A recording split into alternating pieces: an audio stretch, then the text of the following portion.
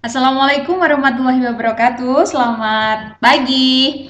Hari ini ketemu lagi dengan saya, Eli. Nah, kita akan belajar bersama-sama mengenai tata ruang kantor. Setelah kemarin kita membahas beberapa pembahasan, yang pertama kita belajar tentang mengenai manajemen perkantoran, tata surat, menyurat, ya, dan kita belajar mengenai kemarin kesekretariatan, masalah sekretaris, dan lain-lain.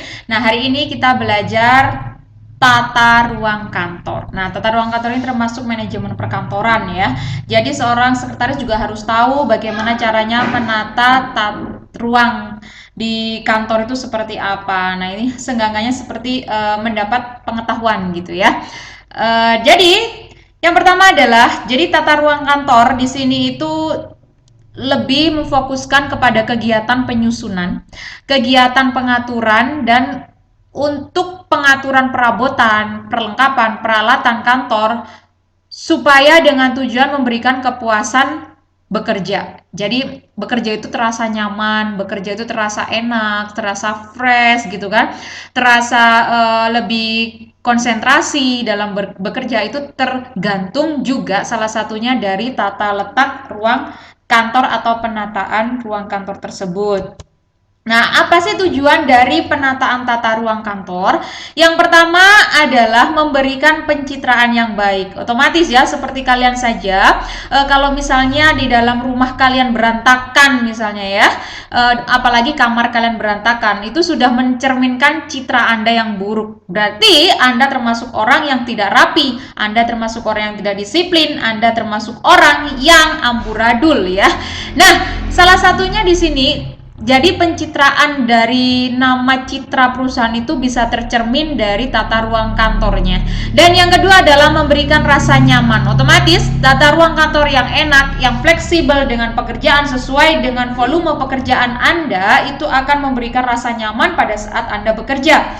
Dan yang ketiga adalah meminimalisir kebisingan. Nah, tentunya nanti adanya ruang tersendiri-sendiri, ada ruang tertutup, ada ruang terbuka, itu juga harus memperhatikan nilai-nilai dari kebisingan. Kalau misalkan pekerjaannya penuh dengan kegaduhan, kebisingan, berarti otomatis ruangannya harus diletakkan agak-agak ke belakang atau ke pinggir, dipisah dengan orang-orang yang membutuhkan pekerjaan yang berkonsentrasi tinggi. Nah, itu salah satunya tujuan kita menata ruang itu seperti itu.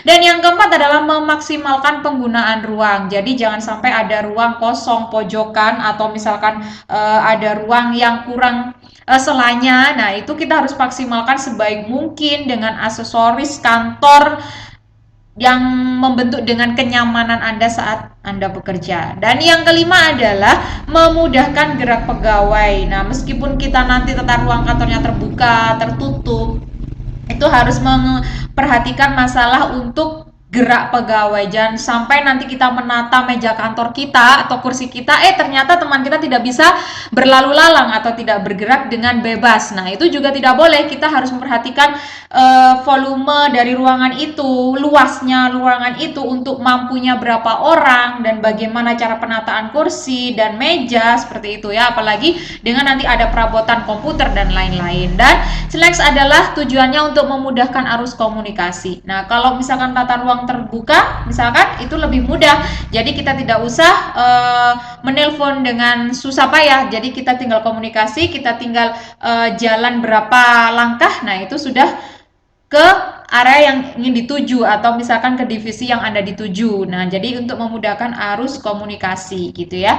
Dan untuk selanjutnya adalah memudahkan pelayanan. Pastinya pelayanan itu paling utama dalam sebuah kantor. Jadi kalau misalnya pelayanan atau ruang pelayanan aja susah, ruwet gitu kan. Jadi nanti untuk melayani tamu-tamu yang datang itu juga akan lebih sulit. Nah, yang selanjutnya adalah memudahkan pengawasan. Otomatis kalau misalkan tertib tata ruang kantornya, tertib cara bekerjanya, mejanya, kursinya, atau yang lain-lainnya, itu juga akan mudah bagi pemimpin untuk mengawasi pegawainya, meskipun di situ ada CCTV untuk pengawasan. Jadi tata letak itu juga akan mempengaruhi daya pikir orang atau misalkan daya bekerja orang, gitu ya. Nah, asas yang digunakan dalam menata ruang kantor yang pertama adalah asas keamanan dan kepuasan pegawai.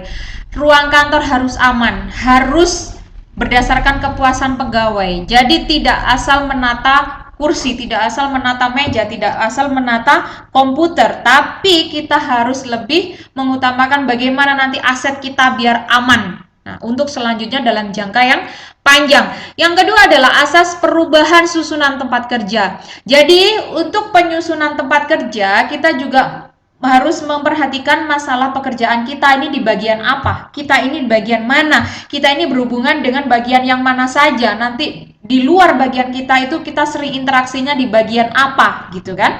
Nah, itu untuk penyusunannya harus tepat juga. Dan yang ketiga adalah kita harus perhatikan asas integrasi kegiatan kita. Kegiatan kita banyak duduknya atau kegiatan kita banyak berdirinya atau kegiatan kita banyak berlalu lalangnya. Nah, itu harus berdasarkan itu juga. Nah, yang selanjutnya adalah asas penggunaan seluruh ruangan. Seluruh ruangan harus maksimal, tidak ada akses kosong. Dan biasanya disendirikan dengan ruangan atau tersendiri, misalkan ruang tunggu gitu kan ya. Atau untuk ruang misalnya ibu menyusui khusus. Nah, itu ada sendiri nanti letaknya. Dan yang selanjutnya adalah asas rangkaian kerjanya. Rangkaian kerjanya ini kita berhubungan, semuanya berhubungan, berintegrasi dengan baik. Bagaimana caranya supaya pimpinan dengan bawahannya tidak ada kejanggalan, tidak terlalu tertutup juga, tidak terlalu terbuka juga. Nah, kita harus berdasarkan asas-asas rangkaian kerja kita gitu ya. Dan itu yang terakhir adalah asas jarak terpendek. Jangan menata ruangan misalnya mentang-mentang ruangannya ini atau gedungnya lebar, luas bahkan ya. Jadi ruangannya padahal untuk asas pekerjaannya sedikit. Ternyata nanti ditata dengan begitu panjang, misalkan untuk jarak dari ruang kepegawaian dengan ruang keuangan ternyata membutuhkan akses satu lift misalnya. Nah, itu tidak baik. Jadi jangan sampai asas itu jarak terpendek itu harus diperhatikan. Jadi semaksimal mungkin kerja kita itu juga akan maksimal kalau misalnya tidak membuang waktu dan membuang tenaga kita gitu ya. Nah, ini adalah salah satu contoh. Di sini ada gambar tata ruang tertutup. Nah, di sini ada tata ruang tertutup. Kalau tata ruang tertutup di sini itu lebih mengesankan kesan tertutup. Jadi antara satu pegawai dengan pegawai lainnya itu tidak berhadap-hadapan langsung. Jadi ada penyekatnya di sini di dalam ruangan tersendiri. Kalau tata ruang terbuka dia lebih open, lebih terbuka. Jadi untuk satu teman dengan teman yang lainnya ini akan terlihat. Nah, seperti ini ya. Jadi tata cara tempat duduknya pun akan terlihat. Nah, kalau misalkan tertutup itu seperti contohnya ya simpelnya di warnet itu tertutup, termasuk tertutup ya. Nah, tata ruang kantor berpanorama. Berpanorama di sini lebih mengesankan ke alam atau kenyamanan pandangan. Nah, di sini ada yang namanya aksesoris.